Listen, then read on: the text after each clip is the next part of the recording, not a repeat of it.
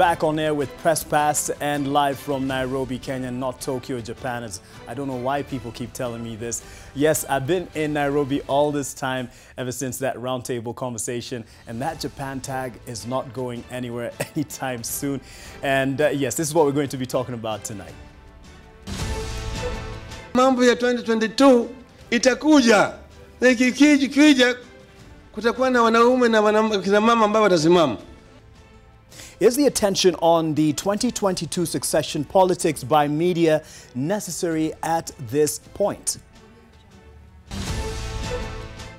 I've received a lot of messages saying that people, this one have 7 children, 9 children, fine, that's great.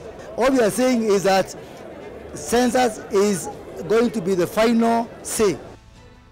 It is over 7 months away, but narratives on the census are already being shaped, and we'll be looking at the media's role this time round. We have lessons to learn from in 2009.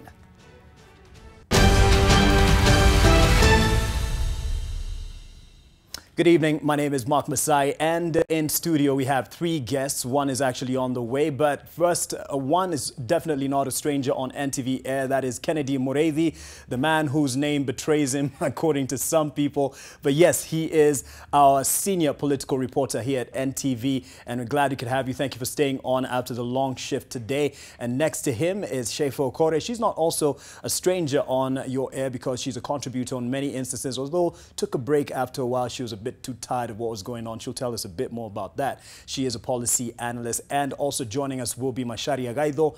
Man, I'm trying to take up after in this hairstyle. I hope you will buy it. That is Masai Agaido, our veteran journalist. He's on his way. He's about to get here, and we'll be getting the conversation started. But just to put things in focus, one of the latest comments and some of the things that are being said about the 2022 succession debate and politics, it has dominated our headlines. It's one of our top stories on our bulletins at the moment. Shefo Okore will probably tell you she would rather have other stories heading our bulletins, but we'll see. ODM leader Raila Odinga, who, by the way, turned 74 years old today. Happy birthday to you, Baba. I hope it's not too late to say that.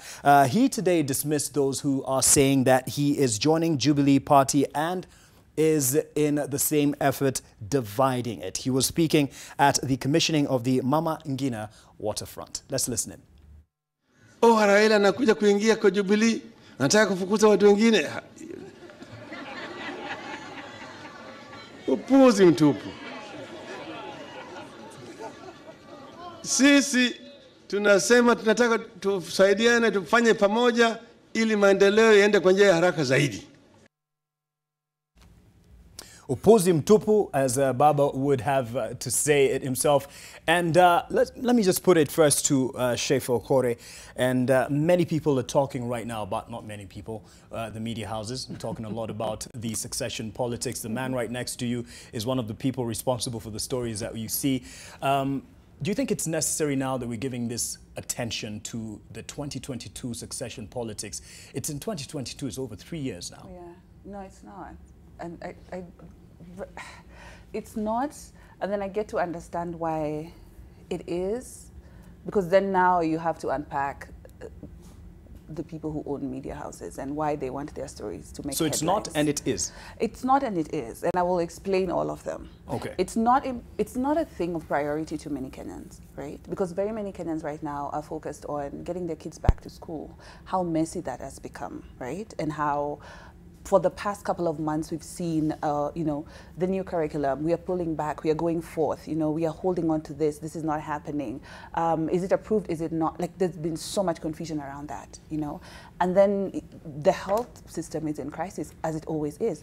Teachers are talking about going on strike. Teachers are talking about they can't get along. I mean, there's so much happening in this country that for people to be talking about who wants to lead us in 2022 is such a privilege for the people who are not affected by bad leadership. That is one. Because if you're not affected by the decisions that are made in this republic that causes us to struggle with institutional dysfunction, then you have the privilege to sit and talk about 2022. Because between now and then, all you're doing is just figuring out how to keep yourself busy. But if you have to, honestly, Mark, because if they were serving this republic, they wouldn't have the time to talk about 2022. Okay. They would be so heavy in discussing how we get the thieves or the plunderers of the economy in jail. We'll be talking about how to pay China. We'll be talking about what exactly did we sign with the Chinese regarding the port. Right. We'll be talking about very fundamental things. We'll be talking about unemployment, right? We'll be talking about situations around people who are just not accountable to anything. We're talking about how we are now looking at NYS suspects being told, okay, now you can go because there's no evidence. What's happening? We'll be talking about issues. But the reason why I said it is and it isn't, it is because also I get to understand that we don't live in a vacuum, right? And I'm very aware of the fact that a lot of media houses, because media are the one, that are elevating these conversations, are not really owned by saints somewhere. A lot of these people have their tentacles in these spaces. Someone pulling the strings? Absolutely. So they must have their stories on the headlines. Okay. I know you don't really like me right now. Kennedy Mureithi. Yes. Let me ask her a question. Ask me a question. All these issues that you've actually enumerated with regards to parents taking their school and how hectic it is, how NYS suspects are being released because of lack of evidence, how did you know them? Through the media. Thank you very much. So the media is doing its job. That's why I said, what did I say, Mark? Doing its job. What did I say, Mark? That we are highlighting. Exactly. But what you're saying is, Mark, at this particular time, number one, it is very peculiar that the media is talking about 2022 at this particular time. Yes. Why? Because it is the politicians themselves who have introduced this narrative about 2022. So at this particular time, number one, we are coming from a holiday season, yet politicians have not set aside their job, which is to politic. And as a political reporter, that's my job to cover them. Yes. At this particular time, it does not mean that we've given education matters a backseat. It does not mean so, because we are covering them. If politics comes number one and Uhuru stands on the podium and calls people washenzi, that's story number one. Yeah. And it will not change. Yeah. Right. I watched all other media houses and that's what they did. And for President Uhuru Kenyatta to have come out and spoken as he did, then that means that he had been called upon to do so by other people who thought that it is time that their area got development.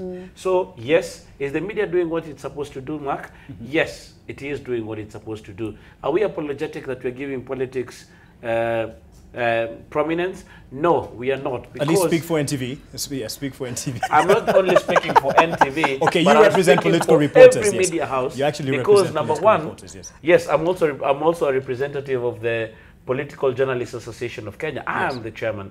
And if you watch every media house this evening, what they did is that they started with that story of Uhuru. Go to YouTube today, go to any WhatsApp, go to any Facebook page, and what is dominating discussion this evening is what President Uhuru Kenyatta said. Yeah. So politics is part of us as a country, and politics is part of us as the world. Yeah. Right. That is why President Trump will say anything in the Americas, and it will trickle down, and it will still be headlines here in Kenya. Right. And Macharia Gaido has joined us, and I'll give you an opportunity once you settle in properly, just to first of all respond to the question whether it is necessary that we're giving this focus to 2022 politics, and if indeed it is our making, because before you came in, Schaefer says that at least one of the reasons we're talking about it is because we're giving it a lot of focus and attention right now.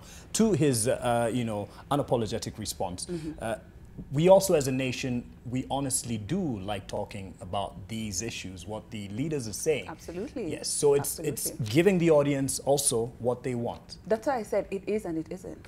Yeah, that's why I said that. Okay. Because I understand that, and that's a reality. That even a lot of the issues that I mentioned are very politically inclined. Yes. And they depend on political will for them to even be sorted or for them to even be discussed in an objective way. So that's why I started by saying it is and it isn't.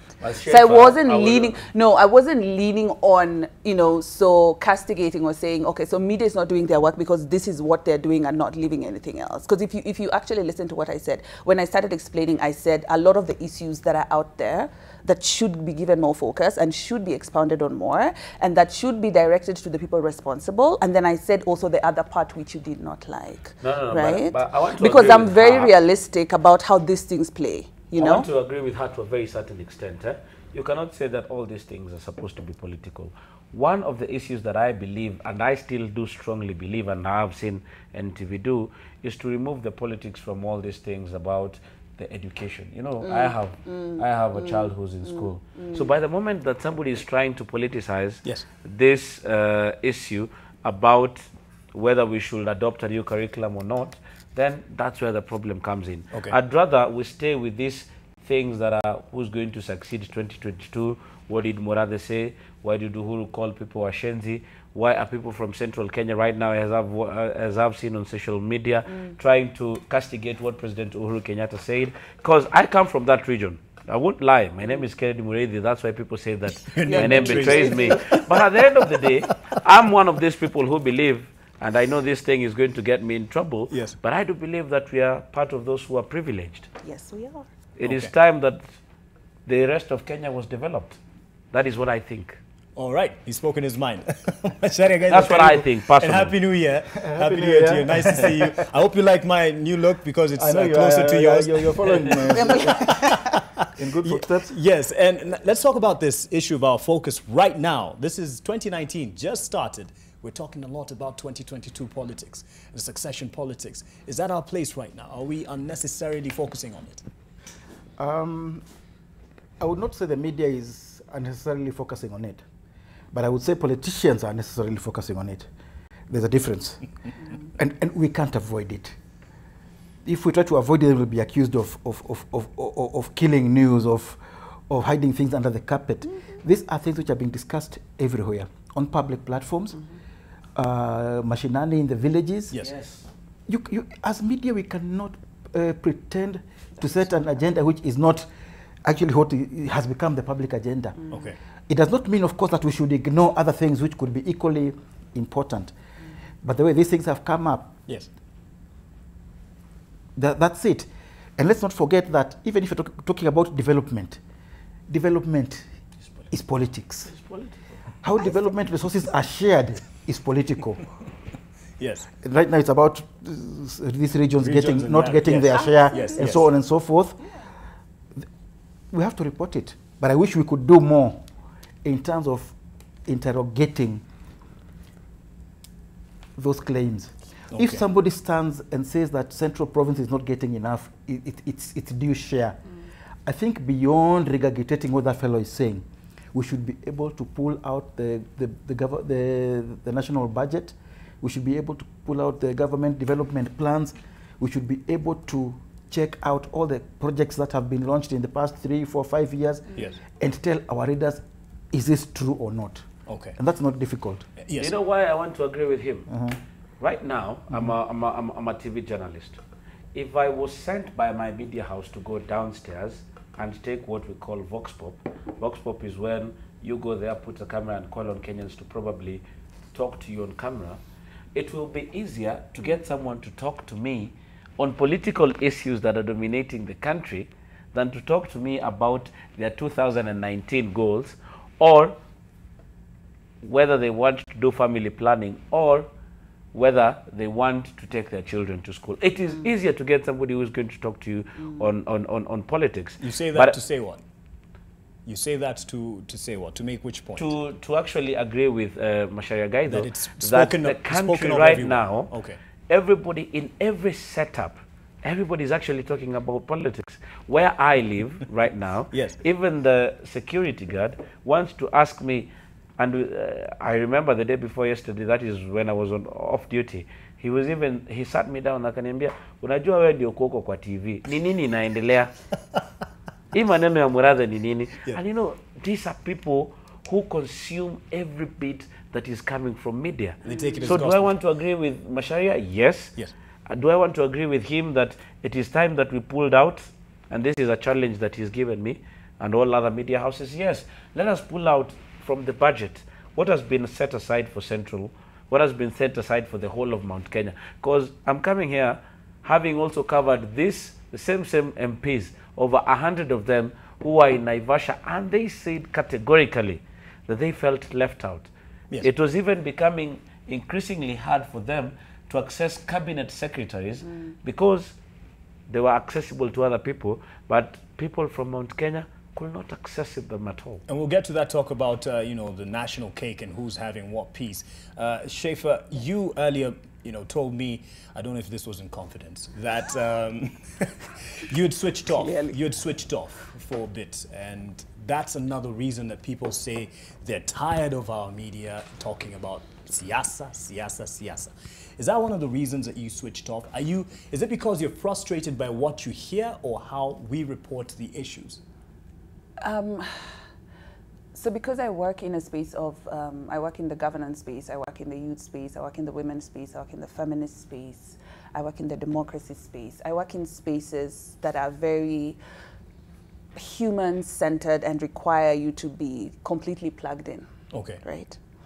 And every single decision, or every single, leave alone even decisions, every single statement, political or otherwise, that are made by leaders within their capacity in representing the office or representing the country, representing their people, whatever, affects people in one way or another, right? Because it now becomes a thing of interpretation and how people get to, you know, make that a thing that they live by or with. Okay.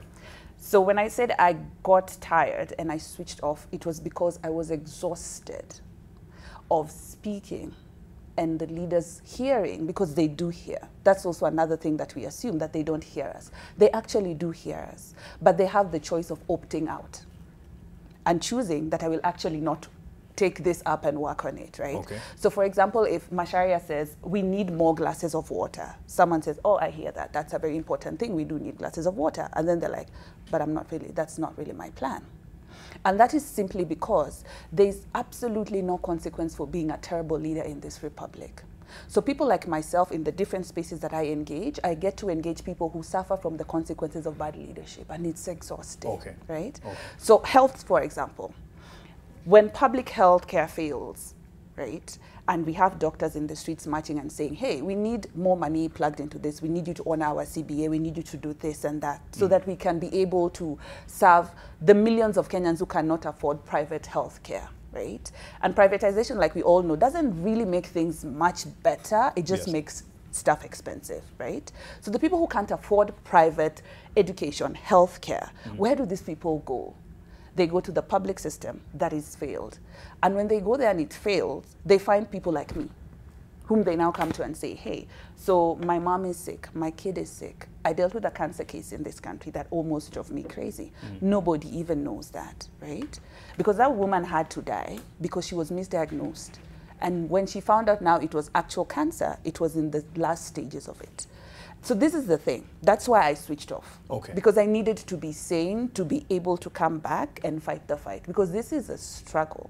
Okay. Trying to just get over the fact that every single day people still choose incompetent people to serve them is a thing of wonder, you know. It tires you. Now I understand why you're switching off. Yeah, and then now you have to sit and talk about it every day. And you have to be the person making sense. You know, you have to be the person who's trying to say, please pick the person, please engage, please do this. At some point, you're just like, well, I need to breathe. Got you loud and clear. Yeah. On to something else that has also been getting a lot of attention, and you were at that presser yesterday. The Jubilee Party Vice Chairperson, now former, David Murathe, resigned, and he says it was no longer tenable to continue serving the party, yet he does not believe in William Ruto's candidature for president, and he's now going to pursue every avenue to block his candidature in 2022. Let's listen into a segment of what he said. You can tell us a bit more of the longer part of that presser.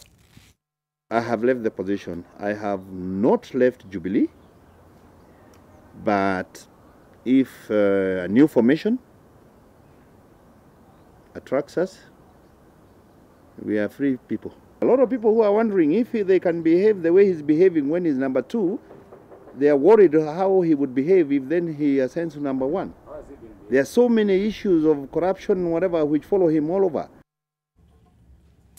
I don't know if that was laughing at what you heard, Schaefer, but you'll tell us a bit more about that. But I'll throw it first to Masharia. And in terms of interpretation, sorry about that echo, I don't know why we have that echo. In terms of interpretation of what is going on at the Jubilee household, are we in a wrong place to talk about, the things, the cracks that are showing within the Jubilee household, and Deputy President William Ruto being boxed out. I mean, we can talk to pundits, we can talk to political experts, who some of them you have issues with. Are we in our wrong place to interpret what is going on there? It is our role to interpret beyond just reporting what, the normal to and fro of politicians, yes, hurling insults at each other or making all kinds of accusations. We need to interpret what is going on, what is motivating whatever is going on. But also, at a time like this, I think in our newsrooms, we need some very vigorous fact-checking. When David Murathe comes and says that Mr. Ruto, Dr. Dr. Ruto cannot stand for presidency in 2022, that because of the law, because he'll have served 2 terms in the presidency. Right. Surely, we expect that any report quoting Mr. Murathe must go beyond quoting Mr. Murathe and also look for the specific provisions of the law and make an interpretation. Is this true or not? You don't have to wait for the Supreme Court to make a decision. I doubt whether Mr. Murathe will go to Supreme Court, because I think he went to school and he knows very well that he's talking nonsense. Yes. Did we call him out on this, Mureithi? Because you were there, the full length of the, I believe. Yes, I was there. And in fact, that issue that he's trying to, that narrative that they're pushing, that they could actually block, is it something that you challenged? I challenged him to some extent, and if you listen to that clip very well, where he says that there are some things that Ruto does and they are well known, and if you hear most of that, there's a question that comes in the middle that prompts him to answer, and that question was asked by myself, and I asked him, when you say that it's a way of life and people know about Ruto, I asked him, what do you mean by people know about Ruto? You see, perception and actual conviction are 2 different things. And I started by saying that I agree with Masai Gaido. Us as the media, we actually need to go out and interrogate more on what is happening on the political scene. Because remember, as my friends at the Political Journalists Association will say, right now we are actually even being taught on what to do. We've engaged some people. And yes, politics is a way of life, but it has to come down to what Masai Gaido says. How do you take, in the newspaper they say day 2 journalism, but how do you also, as a media house, first of all report what has been said, then go ahead and actually go deeper to know what is happening? Schaefer, you asked her about a question about why she switched off, and I'll tell you, I remember there's a friend of mine, the senator for Bomet. There's a time he called me and said that I was at a meeting, he's called Langat. He called me and said that I was at a meeting and I really tried to speak so many things that revolve around development, education, and all. And when everything was done, the journalist at the ground came and asked me, what do you think about the political situation in the country? And that was carried as news. I want to agree, when Schaefer said that, and I don't know how to pronounce your name, huh? When she said that, and then it took me aback a little bit. I'm so concentrated on what Uhuru will say tomorrow, or what Raila will say tomorrow, that I sometimes don't really mind what the other people really want to be on TV. There are probably some people who would want the problems that they go through to be aired on TV. Okay. But politics has actually come in.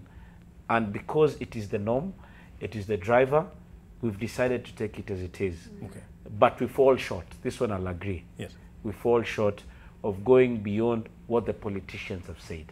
Yeah. And we do not actually interrogate. Like today, you'll be interesting. It will, Masai, you will laugh. A member of parliament calls a press conference and says that 85% of the members of parliament have signed a petition to dissolve parliament. That's absurd. That's a lie. And some people had the audacity to even put it on air. As laughable. As is. Something else that's probably laughable is what he quoted, is that issue of blocking someone's candidature. Do you care that this is clarified or not? Because it's someone's agenda. I do. I actually do, because I believe in the rule of law at the end of the day. Yes. I actually do. And I think it's so important for people to know that, just as outrageous as it even just sounds, that legally just doesn't hold any water. Like, I would love for just someone to clarify and say that doesn't make any sense. And it can't be carried forward. Because if, you know, so now Ruto has become the person who they don't approve of, and they want to go to the Supreme Court. The same Supreme Court that they revisited, remember? Because you see, some of us actually remember these things. The same Supreme Court that they revisited to make sure these are the people who are rammed down Kenyans' throats, even though half of the Republic was just like, we are not even going to the ballot. Right. Because we believe the system has been flawed, so there's no need of us going to justify a system that we already know is broken. Then the Supreme Court was revisited, people were sworn in, and now we have leaders. The same Supreme Court we want to go back to stop someone who is ours, because this is their guy, right? So all of a sudden he is not. Can we stop playing? Like, you know, this is the point where we just let's really stop playing. To our leaders to go beyond simply reporting Murathe said this, Ruto said this, Gunjiri said this, or any other character said this, and analyze what are they saying. First, is it the truth? Yeah. Secondly, if it is a matter of legal opposition, yes, what does the law actually say? We all have the Constitution on our desktop, the laws of Kenya. We should pull them out when these things are said. Well, but then again, Masai, you also have to realize that some of these people, because of the virtue of the offices they hold or the closeness to power that they have, is that sometimes they're even sent to bring out a message, and yet they cannot defend that message. I am not. Even if you told us, it is very easy to note that whatever Murathe was saying about going to the Supreme Court does not hold water at all. Yesterday, like Mark had asked me to answer, is that even if you prodded him further, the only thing that he was able to say is that Ruto is corrupt. He has not been convicted by any court, remember? He has not. And he said that all of you know that there are cases of corruption that are following him, and all this is perception. Remember, these days, even when you hear outside there is that, oh, kuna hoteli mpya imefunguliwa ni ya Ruto. But you see, these things are just hearsay. But also, you know, there's the other element of realizing that this can be a tactic. This can be a political strategy of seemingly playing as if we are putting this person out. Although he's ours, nobody in Jubilee is not corrupt. It's just that they can never. Wait. No, I mean we've seen. We have to distance. NTV has to distance itself from what she has said. I'm not saying. I have not even finished my statement. Okay. Nobody in Jubilee is been cleared of corruption, though we have cases mounted against these guys. Yes. We know that they haven't passed the Chapter 6. So when you jump into conclusions before I finish, then you start calling it. Listen, friend, I deal with these things every day. We have cases around these guys, right? When they vied for the first time, the duo, now Uhuru Kenyatta and Ruto, they were in the ICC, right? And we know how that ended. Right now, there have been so many cases surrounding almost everybody there, from even governors, and I'm not just talking about Jubilee, even the people in ODM, you know, and even smaller parties. We've even seen new and younger leaders who have been convicted of cases, right? And nobody's ever accused of anything. That is where I wanted to end up to. But you're now jumping into things. Anyway, that being said, this is their person. This guy qualified back then, you know? Right now, we also have to see when politics is being played. Because we are all seeing how it is seemingly, so this guy is the bad one, but we are the good guys. When someone says, like what you are saying, we all know he is corrupt. You see, like when you say any hotel that has been open now or like it's being constructed somewhere in Ruto, everybody's calling this person, right? Yet the people calling him, how clean are they? And I'm not saying that because they are not clean, they can't call other people out. But the question is, we can't behave as if the law is a buffet, the same way we were talking about it, Mark. We can't say, I want to prosecute you because now the level in which you have gotten to was maybe what we never thought you would get to. If we are all thieves, we are all thieves, you know? If we have all broken the law, we have all broken the law. But just because somebody is now seemingly more ambitious than others, now we want to claim that he's in a space where none of us have ever been, really? Look at how much we have lost in this country through corruption. it's not just him. Okay. We have people in gubernatorial offices who are charged in court for almost collapsing entire ministries. I mean, this is public information. These are people who could never be prosecuted. We were talking about it. NYS guys were just, you know, there's no evidence. But then money is always stolen. So we also have to be very careful when people were also tainted as saying, but Mark is tainted more than us. You know, what is the agenda? That is Kenya. Right? And I think all these accusations of corruption too often have to do with politics. Now, that is why I say now it is our role as journalists to sift the chaff from the wheat. Okay. And also where there are matters of legal opinions, we set out what is the truth. Yes. And where somebody makes an accusation against another one, we call him to account. Yeah. All right. Let me take a break here because I'm actually ahead of my time in the first instance of our break here. But I'll be back shortly. Kinyo Abala, guys, we're doing badly. Kinyo Abala says it's actually Presspass is actually boring today. I don't know why, but I can't feel it. Well, let's hope you stay on a bit more. You probably feel it. Some are asking me about the contract, the SGR contract. I'll tell you about that a bit later on. But yes, let's keep the conversation going online and also keep watching us in a moment.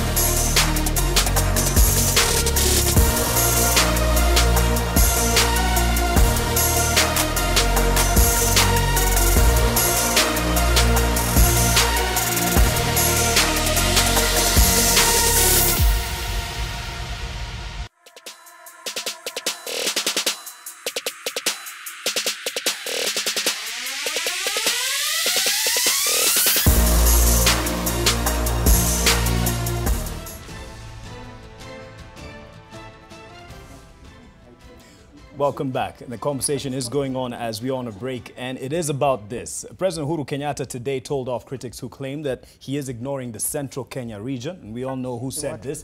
No guessing here. On the 1st of this year, Moses Kuria, Atundo South MP, he said that and claimed that the president, or at least the administration, is ignoring the central Kenya region in terms of development. This is what had played out, and this is what we chose. And actually, this is what Masai has just criticized. But let's play it anyway. Kazi yetu ni kupiga kura. Baada ya kupiga kura, maendeleo tunapatiana kwingine. Hiyo ujinga tuache. Adio ujinga tufanya nini? Hiyo ujinga tufanya nini?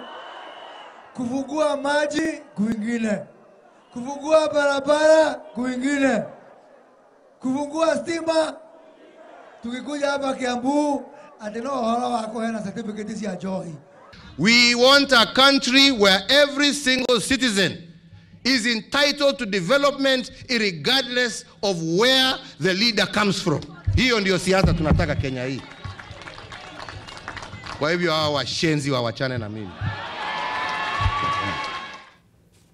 President really does sound mad there, and I'll attach this to an opinion piece that was in the Daily Nation today, and this is by a lady called Kaltun Guyo, and in her criticism, and this we can bring into this conversation, is on the reportage of political matters, but bringing in tribe into it. And she says in the second para, when media keep reporting politics by highlighting tribe in political discourse, that adds to the tension created by the many years of acerbic politics in our country. It feels like we are walking on eggshells as it is when it comes to tribe and politics in Kenya. Therefore, reporting politics based on tribe is just adding fuel to the fire that is Kenyan politics. Let's start from a practical point of view.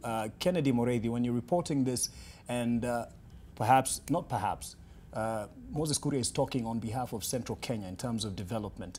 Is there a way of trying to, I don't know if it's curate or just avoid that tribal tag in reporting that story? Unfortunately, Mark, you cannot avoid it. You cannot avoid it because in October this year, towards the end of October, last year, the members of parliament from Mount Kenya called a meeting, a two-day meeting in Naivasha. And they spoke about how they felt like they were giving so much to this economy in what they described as 60%. Nobody has been able to verify that. We even went to the books and we could not verify that. And yet they said that less than 20 is pumped back. The other day, when the census debate caught and everybody was trying to talk about it, leaders, political leaders from the northeastern region came, and one Jaldesa said that when you are busy in bars, we are busy in bedroom matters. You know, you cannot distance this, because even from time immemorial, those who have been caught up in corruption cases and even taken to the EACC, the Ethics and Anti-Corruption Commission, they've been able to resort back into their communities. And some of them have been able to be bundled in buses and brought to Nairobi to say that our man is targeted. To answer your question, it is very, very difficult to distance yourself from what politics is and the tribal politics that they are. Remember also, even as they were doing the math in 2013 and 2018, the political class led by President Uhuru Kenyatta and Deputy President William Ruto was saying that the numbers that they had, or through even their people, they could call it. Yes, through even their people, that the numbers that they had were enough and they did not need anybody else. Remember even the Mutai Nguni remark about, what was it? Tyranny of numbers. The tyranny of numbers. Yeah. And these guys were saying, yes, we have the numbers. We can go into this election confident. So you cannot divorce tribe from politics in this country. Do you agree with Kaltun Guyo in her challenge to media in how we report politics minus the tribal tag? No, I don't. I think it's false. Also, I think it's just utopian to imagine that we can separate Kenyan politics from tribe, because Kenyan politics is tribal. It is what it is. Yeah. Because when people start talking about voting blocks, are they talking about voting blocks in regards to issues or manifestos? No, they're talking voting blocks in regards to the people who speak your language, sound like you, look like you, eat the same kind of food you eat. They don't talk about tribal blocks in regards to people who see economic development, people who see transparency, accountability, all that stuff. No. So it's actually facing the fact that we think tribally as a nation when it comes to the highest leadership of our country. Yes. You know, and that is our entry point into politics, that people walk into politics thinking, I'm going to find my people. I mean, when people even talked about voting Suti, what does that mean? That you just pick the people from one particular party, which are heavily one particular tribe, and then you leave other people. Good example, we had newer people in the ballot in 2017. Right? People who don't have a track record in theft, people who don't have a track record in breaking the law, sorry. And then guys still went and voted for the Watuwao. What is that? What is Mtuwetu even? It means my person. It means the person who has my last name, the person who their mother and my grandmother kind of went to the same farm and did the same stuff together. Yeah. So we can't pretend that that doesn't exist. Okay. And getting people to detach politics from tribe is the challenge to our people now. And I mean our people, I mean the younger generation, because Kenya is growing younger just like the rest of the continent. The people are growing younger, and they must start seeing their countries differently, and they must start seeing everybody else as part of the puzzle. You can't have what he was saying, the tyranny of numbers, and assuming that I can run a republic based on the fact that my people have the numbers. What happens to the rest of the people? Okay, is it our part then, given the reality, Mashari, and if you've been challenged over the years, you know, in terms of calling, you know, tribal blocks, regions in voting and the patterns of voting, but it's a reality. But then now there's the issue of development and regions. Is it our duty to challenge the call for development of certain regions, selfish as it might seem right now, because that's the conversation? We need our region also developed. Is it our duty to challenge that selfish thought for a certain region, or let it play out as it may? I think it is about our duty to push for what is right, but based on facts. We cannot, first of all, avoid the tribal thing, because that is the reality of Kenyan politics, and it is the reality of us as Kenyans. Is it the reality of development as well? I'm coming to that. Yes. It is the reality of us as Kenyans that we vote in leaders based on ethnic affiliation. We don't have a political party in Kenya which is not an ethnic outfit or a coalition of ethnic Third Way Alliance might argue outfits. That point. Who? Third Way Alliance might argue that point. Yeah, but where are they in the discourse? Okay, it's a reality because yes. Jubilee is an ethnic alliance. NASA is an alliance of tribal chiefs, and so on and so forth. And it is that because we as Kenyans vote that way. We vote for our person. And then we think that when we have our person in State House, then it is our turn to eat, that all the development resources should come to our region and to our families. Yes. That is the question that Moses Kuria is raising. He's not talking about some geographical entity or some ideological entity or some principle. He's talking about the Kikuyu are not getting their due share, and yet the president is a Kikuyu. And we gave it is as simple as that. Absolutely. It is our duty now, first of all, to determine and to educate our readers. Is his right or wrong? Where is the data which can show that Central Kenya is getting less than its fair share? Or is he telling a lie? And if he's telling a lie, we put it out plainly and say, this guy is telling a lie. Okay. And we cannot, hiding things under the carpet will not work. We need to bring them out. Then we can have a serious discourse on development. Okay. When we saw the Northeastern MPs and very objectionable things they said, including one character saying that people of Central Kenya have jiggers. Jiggers. Those are the numbers they have. And you know, that's the kind of language which leads to conflict. Yes. Never forget what Auntie Mama used to say about Kikuyus having jiggers, bull-legged fellows with stained teeth. You demonize somebody and then you set the stage to kill him. Let us remember what the Rivala used to say about this Madoadoa, or how the people of Central would call about this Nyamushiarogoro. All those things. Now, unless we accept that that is what we are, and that is where our politics goes wrong, then we will not do what we need to correct it. Okay. But I think we do need to be very clear that development resources controlled by the government are not owned by Jubilee or by Uhuru Kenyatta or William Ruto. They are national. And those people only manage those things in trust for the rest of us. Yes. When Ruto goes around launching development projects here and there, campaigning for office, that is not his money. Those are not his projects. Those are things which are already in the development plan, voted for by parliament, which is voted for by the people. It is not his. If Uhuru launches a footpath, it is not his. It is not for us to say that Uhuru gave us a footpath. That thing was already on some budget somewhere, yes, and approved. What we can then look is interrogate the budgets, interrogate the development plans.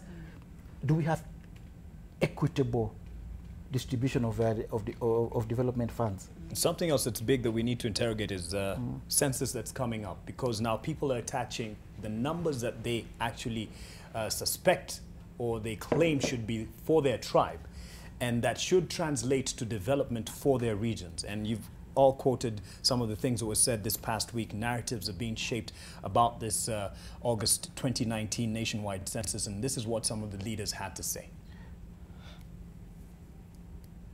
What we want is a strategy that determines everybody in this country is counted, using that technology. And once the result is out, we don't want to hear issues to do with the smooth end. It does not conform to the patterns and other nonsense that has been shared in the past. The person making noise the other day, who says he's also another honorable, in his household has only 2.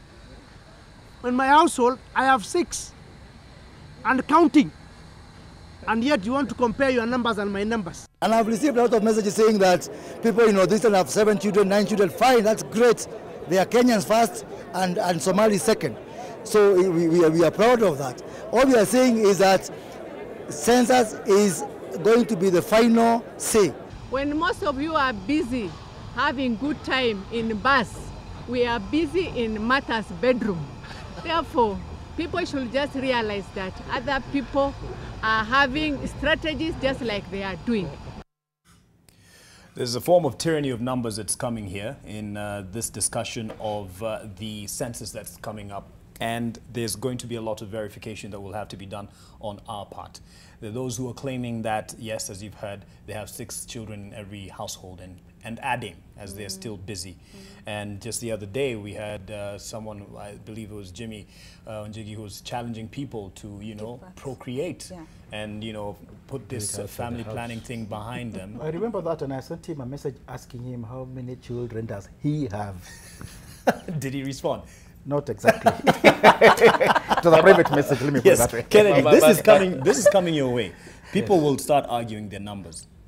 Not just the numbers, Mark, but one thing that I will very much ask is some of the journalists that we are having right now, 10 years ago when the census was being done, they were either very junior journalists or they had not even gotten into the practice. One of the things that we really call upon people is to come in and call not just the political journalists, but journalists in most media houses to come out and get training on what this census is all about and how should it be covered. Because I left the media for some time and went and worked outside, and I could hear what politicians were saying. And this thing is going to be messy. Let's not lie. This thing is going to be messy. A census is always political. but I think this is going to be the worst one we've ever Yes. had. I think we're heading like to what I call the Nigeria situation. In Nigeria, they can never complete a census, almost since independence, because it becomes a fight between the Hausa and the Igbo and the Fulani over who has more numbers. So they say it's better not even to deal with it.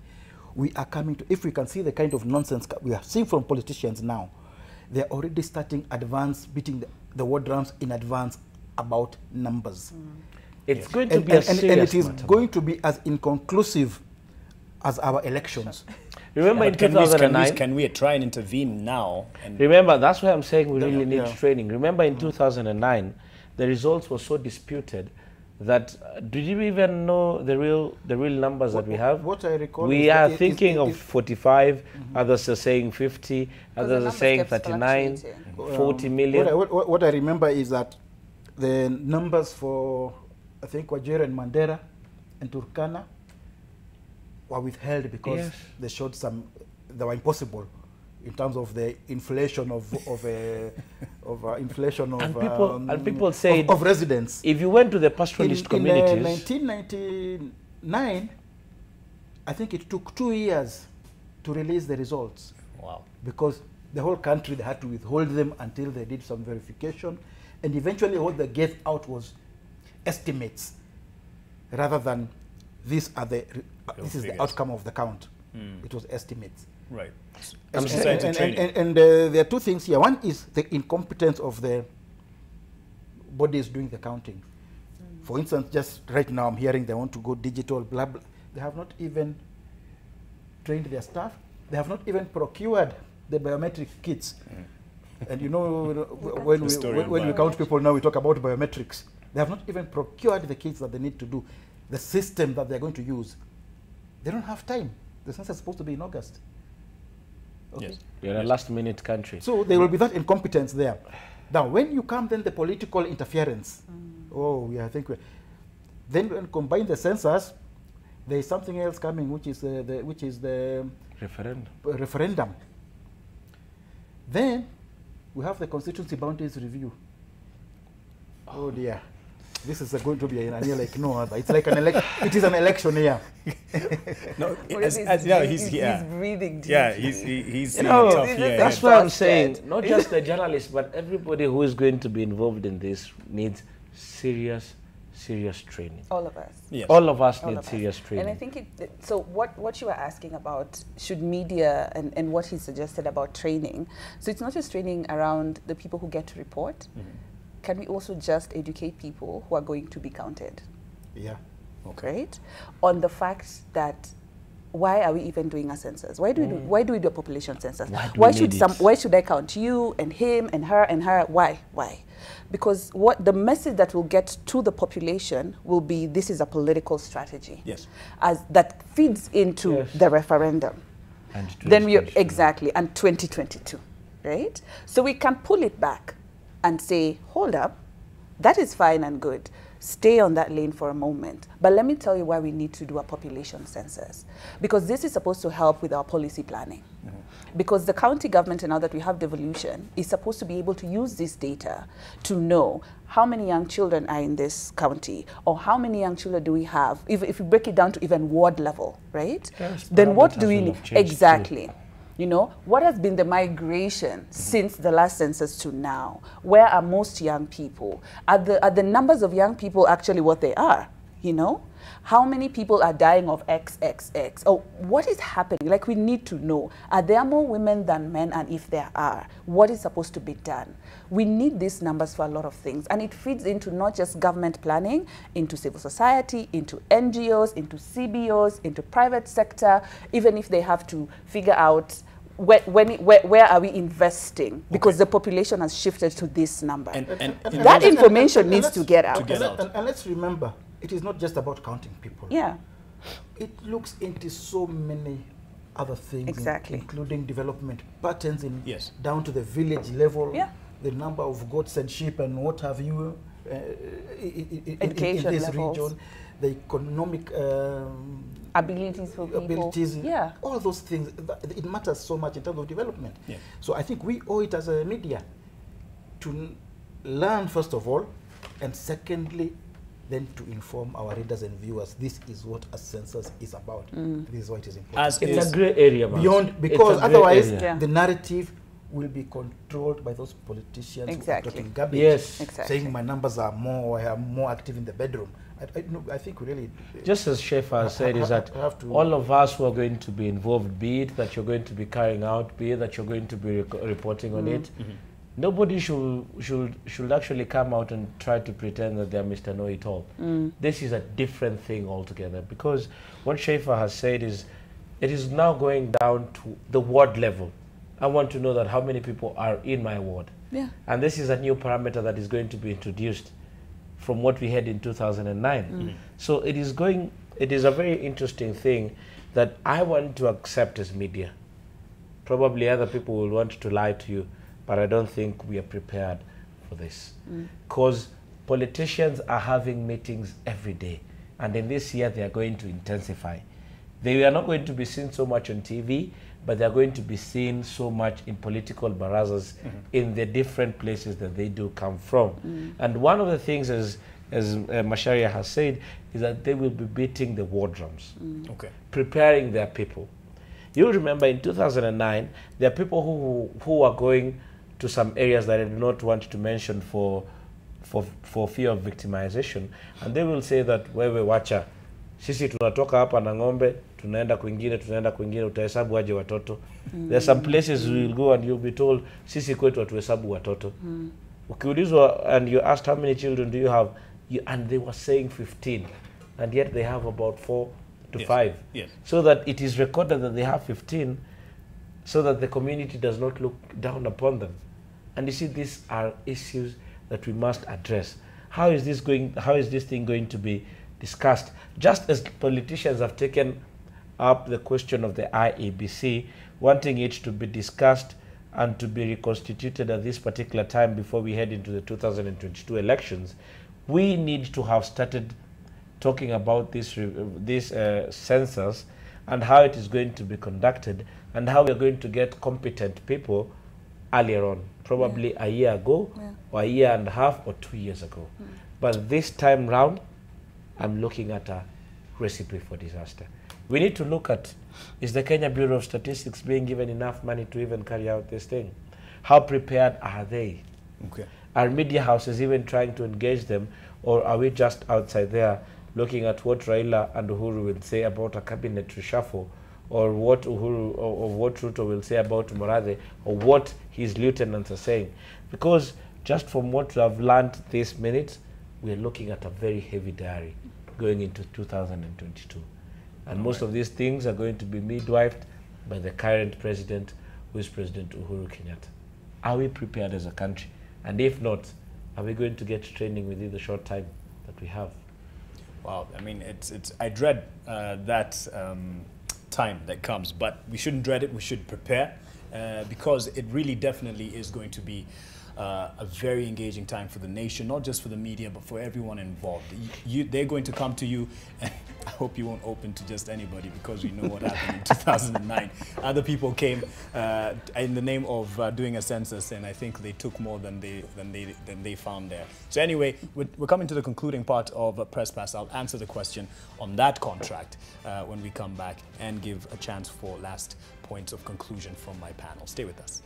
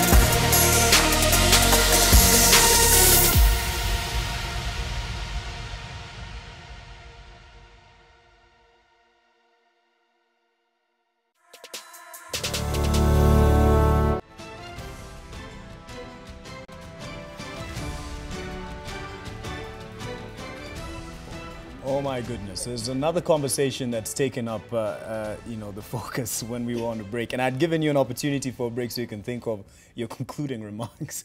So hopefully you have them in your head as I respond to, and I'll keep that I'll save that for the last. Or perhaps I could just answer to it now because I believe Masharia probably has something to say. Question I've been getting since the 28th of last month. Did you manage, Mark, to get the copy of the Kenya SGR versus China Exim Bank contract document as promised by the president? There is, this was a promise actually. I'm not making this up in case you didn't watch that interview. This was a promise and he made it at least twice in that roundtable, presidential roundtable, first of its kind actually, and I appreciate the opportunity to be part of it. This is what he said. Usome. Ukipata huo ukurasa ambao unakuambia hiyo unasema. Lakini ukikosa uwe mwanaume utangaze kwa Wakenya. Safi, asante sana. And a few seconds after that, I did pursue him, and as we were shaking hands, he said, "Don't worry, you will get it."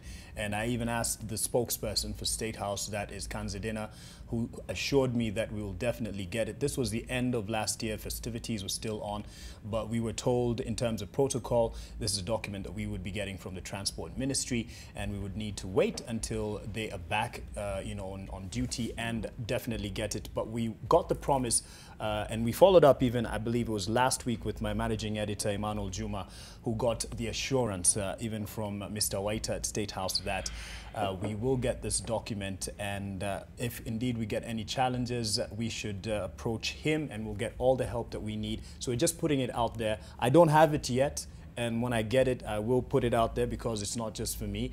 And yes, we'll take up the challenge of making sure that there is no allegation. The claims that were out there was that if we're not able to pay back the loan, we would have some of our assets, you know, put up against that debt that we are in. So we'll get it when we get it, and hopefully this week, because you know, the government offices are back in operation. So we will continue pursuing that. So yes, there is your answer, and I believe they will live up to their word. Masharia. I hope if you don't get it by the end of this week, you will go and knock on the door at State House and camp there and refuse to move until you get it. So, wow, okay. Okay, anyway. Challenge taken. We are talking about, a lot of what we're talking about has to do with ethnicity in politics. And it is so easy to blame our leaders, whether it is Moses Kuria or Uhuru Kenyatta or Ruto or Raila or anybody else. Yes, they do pursue ethnic politics, and that is what they thrive on, the whole lot of them. Mm. But why do they thrive on it? It is because we as Kenyans allow them to. Okay. Because we buy the nonsense that if our tribesman is the president, that we all stand to benefit. That development will come to our houses, to our bedrooms, to our villages, and everywhere else. We don't stop to think that there is actually no benefit in having a president from your region. Nothing. Go back to Jomo Kenyatta's days, go back to Daniel Arap Moi, go back to Kibaki, and now Uhuru. There is absolutely no benefit for the ordinary man and woman in the village in having a president from your region. Nothing. Absolutely nothing, whether in terms of development or even in the money that gets stolen. Mm. If people steal, they steal for themselves and their families. That money does not trickle down to the villager. Mm. As simple as that.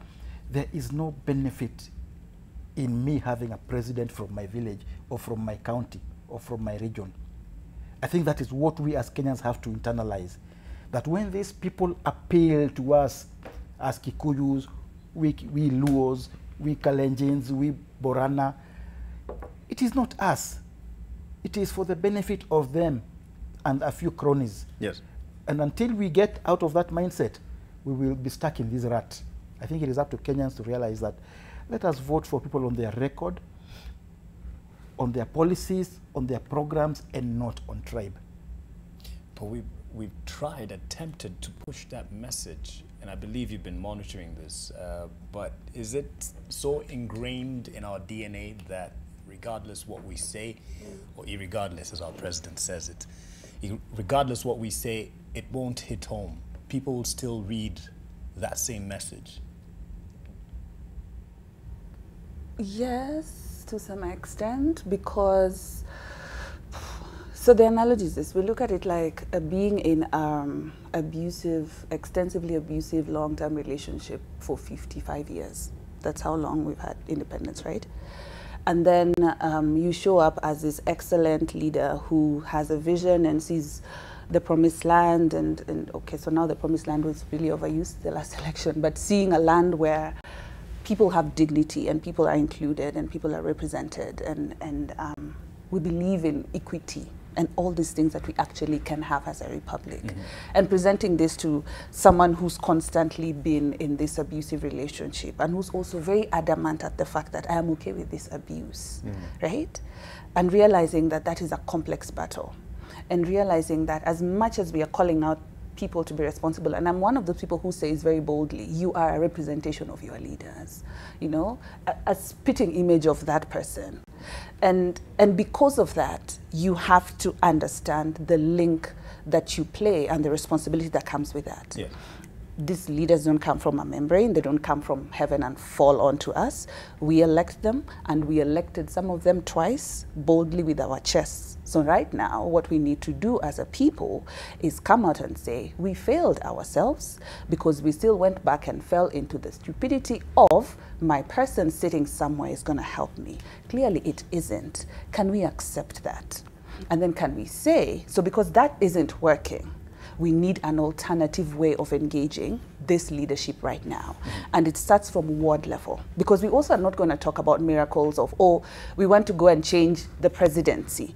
We can't even deal with MCAs. We are not going to deal with the level of bureaucracy that's at the pinnacle of the pyramid, right? We start by dealing with ward level, and people start organizing as pockets of communities, because we went and voted as pockets of communities, right? And right now we are pissed as pockets of communities. Can we go and organize the same way we did when we were messing up and fix this republic?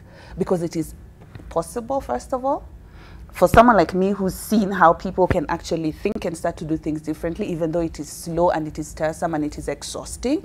But that's the thing of having your power loaned to someone for 5 years and assuming that it's going to be easy to take that power back and fix it, right? It is messy, it is hard work, it is everybody's responsibility, and nobody has a way out unless you're privileged enough to be closer to the realm of power. Okay. Yeah. Kennedy Mureithi, as the senior political reporter here at NTV, do you feel that it's your duty to continue just letting Kenyans know, let me use this word, ushenzi, that politicians might put us through almost on a daily basis? Or will you just keep reporting what you hear and challenge it with facts? It is good that this conversation has started early. Started early to the sense that right now we have time to dissect what is coming out of the politician's mind, what is coming out of the politician's mouth, and what direction do they really want to take Kenyans on. Right now, even as we report what they have come out to say in the political meetings, I have been challenged, and I take up the challenge that it is time that we also put out and actually reasoned and actually even interrogated what they're saying. Tomorrow, me and some of the people who we are together in this desk would want to go and look at the numbers and the budget that is headed by, the budget committee in Parliament is headed by Kikuyu Member of Parliament, that is Kimani Ichung'wah, and look at how much money has been set aside for that region. And that is the whole of Mount Kenya and all the counties that make up the Mount Kenya region. It is something that I would want to do and put it out there. Number two, it is something that probably will get us either loved by some and hated by some, because the moment you tell a politician the truth, then you become their enemy. And that is something that they have really perfected.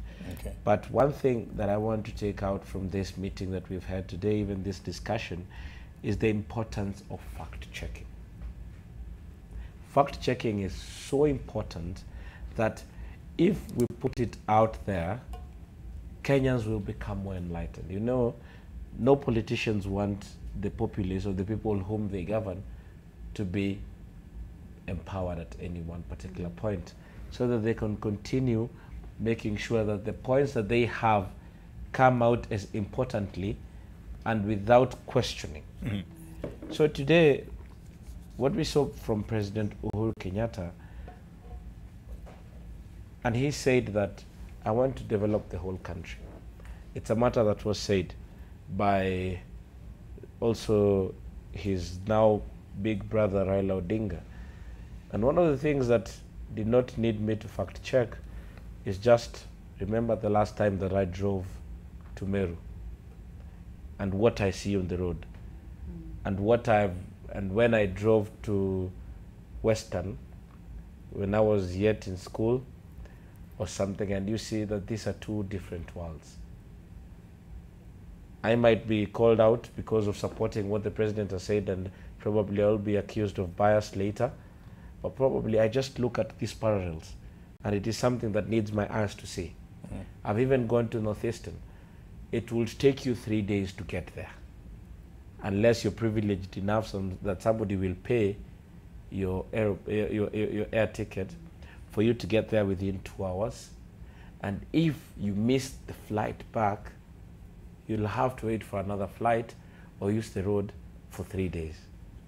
And these are places that are waiting to be developed. If what he said was not just out of anger to rebuke and read the Riot Act for leaders in the Mount Kenya region, and he is willing to do that, then well and good. But at the end of the day, he's still a politician. Is he going to live by the words that he said, or is he just saying that just to provoke conversation, as I have seen the conversation on social media, or was he just saying that to get Kenyans on his side and not do? Because I've also seen some videos that have been circulating on social media of what the president promised in the 2017 elections, and 1 year later nothing has taken off from that. So it is something interesting, and we will really want to go back and get enough time and enough manpower in the newsrooms to go ahead and do this fact checking. It is very important. All right. Thank you very much for that commitment as our senior political reporter. Thank you, Shefo Kore, as a governance expert, policy analyst. And of course, you keep pushing. Don't switch off. Don't get tired. Keep pushing for better Kenya in your task on a daily basis. And Macharia Gaido as well. Thank you for setting the record straight on many accounts. And I'm sure we can expect your piece out. Is it tomorrow? Yeah, it's out tomorrow. Out tomorrow? I think it should be online by now. All right. Okay, and it's about? It's about these things. It's about these things, okay. And Gadara, your very good friend, caught what you said, and he says, I must say that it is rich for Macharia Gaido to tell Mark to bang doors to demand the SGR contract when he himself has failed to honor his promise delivered on Presspass to provide Daily Nation's independent tally for the August 8th, 2017 election. Gadara has an issue. There's a problem. I think he has a personal problem. He knows very well I no longer work at Nation. As simple as that. All right, you probably should call him and explain that, but I'm sure he's watching, and he's also a regular contributor here on Presspass. Thank you for watching, making it worth our while. Thank you to those who are behind the scenes, Akinanjeri, who are making sure the conversation is live online. Jackie, of course, our director, and the ladies and gentlemen who are behind the cameras that you cannot see, but make sure that they try and make me look as presentable as possible. I know it's hard, but thank you, ladies and gentlemen. Have yourself a good night.